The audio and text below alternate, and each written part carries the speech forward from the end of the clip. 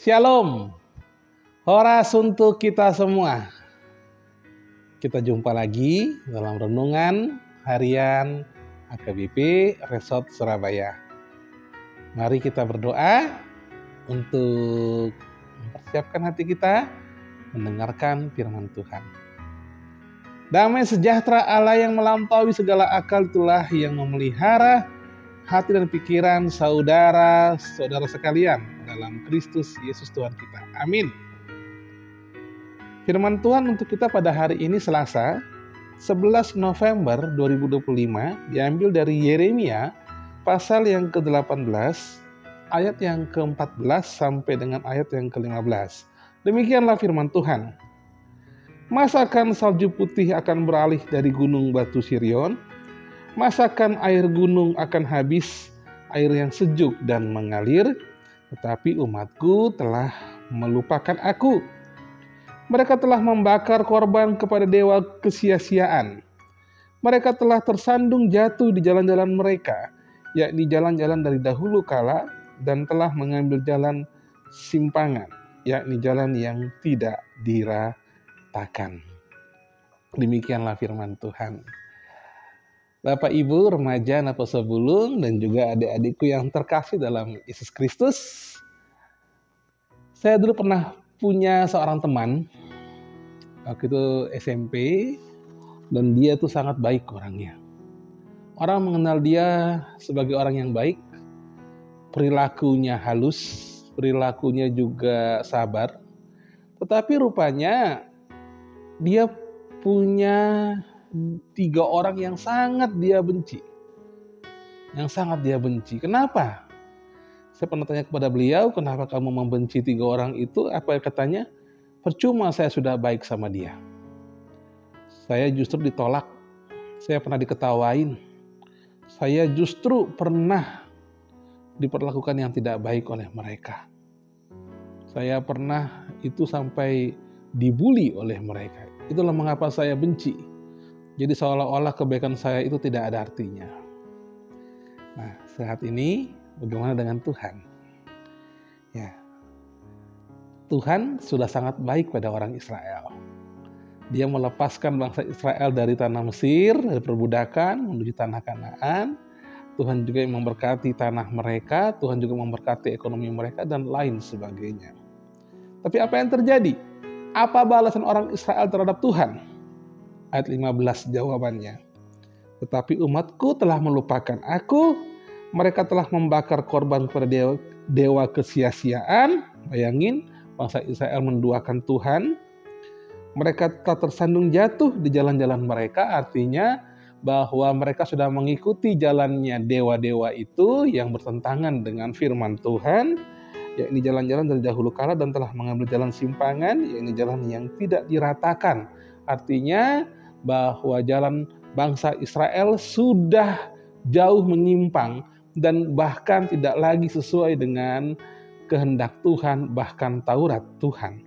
Oleh karena itulah, sebenarnya kalau Tuhan itu mau marah, dia bisa. Kalau Tuhan itu mau langsung menghakimi, dia bisa. Tapi apa yang terjadi? Ayat 14 jawabannya. Masakan salju putih akan beralih dari gunung batu Sirion? Apa itu gunung batu Sirion? Itu adalah nama lain dari gunung Hermon. Kalau kita baca dalam Ulangan 3 ayat yang ke-9, maka di sana ada nama lain dari gunung Hermon, yaitu gunung batu Sirion, yang memang pada saat itu sangat banyak salju. Sampai saat ini pun tetap ada salju di gunung Hermon.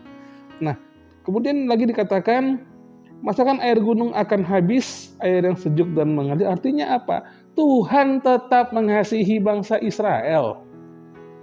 Jadi salju yang ada di gunung Hermon itu tidak habis, dan juga dikatakan air gunung itu tidak akan habis, air yang sejuk dan mengalir itu. Jadi kasih Tuhan tidak berkesudahan bagi bangsa Israel. Oleh karena itu, apa yang Tuhan mau dari bangsa Israel? Pertobatannya. Saat ini kalau kita bercermin dari Nats hari ini, Maka mari kita lihat diri kita. Mungkin ada dosa-dosa yang tersembunyi.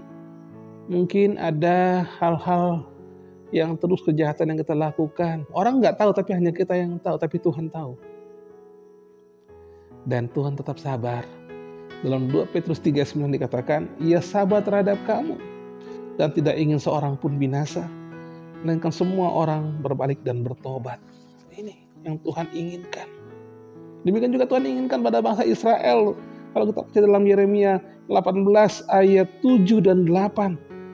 Ada kalanya aku berkata tentang suatu bangsa dan tentang suatu kerajaan bahwa aku akan mencabut, merobohkan dan membinasakannya.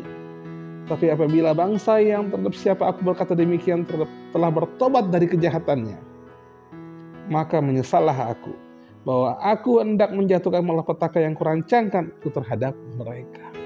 Jadi hari ini saudara-saudaraku yang terkasih, mari kita lihat diri kita.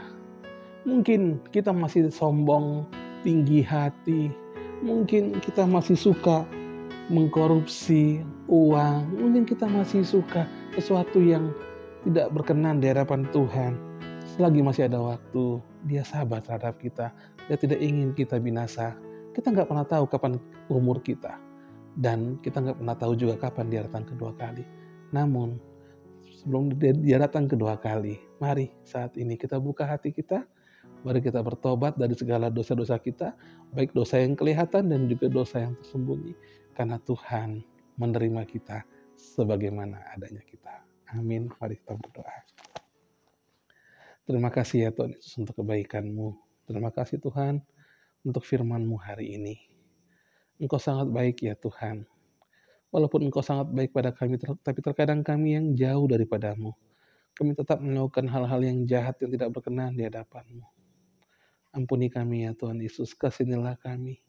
Biarlah Tuhan selagi masih ada waktu, selagi Engkau belum datang, kiranya kami semua mau bertobat ya Tuhan. Kami tidak tahu kapan Engkau akan datang.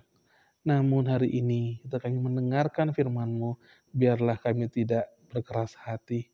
Kami mau Tuhan merendahkan diri kami di hadapan-Mu. Ampunilah kami Tuhan. Karena itu ya Tuhan Yesus, inilah doa kami. Inilah kami dengan segala keberadaan kami ya Tuhan. Engkau tetap sabar terhadap kami. Terima kasih ya Tuhan Yesus.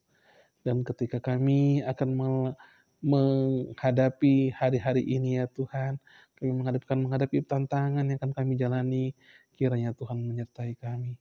Kiranya Tuhan yang menuntun kami. Terima kasih ya Tuhan Yesus. Tolong ya Tuhan, kiranya Tuhan juga berkenan memberkati anak-anak kami, memberkati orang tua kami, dan juga memberkati cucu-cucu kami. Kalaupun ada yang sedang sakit, kiranya Tuhan yang memberi kesembuhan. Terima kasih ya Bapa, ampuni ya Tuhan segala dosa-dosa kami. Dalam nama Tuhan Yesus kami berdoa dan mengucap syukur. Amin. Kasih karunia dari Tuhan kita Yesus Kristus dan anugerah dari Allah Bapa dan persekutuan Roh Kudus itulah yang memberkati saudara-saudara sekalian. Amin. Shalom, Tuhan Yesus memberkati.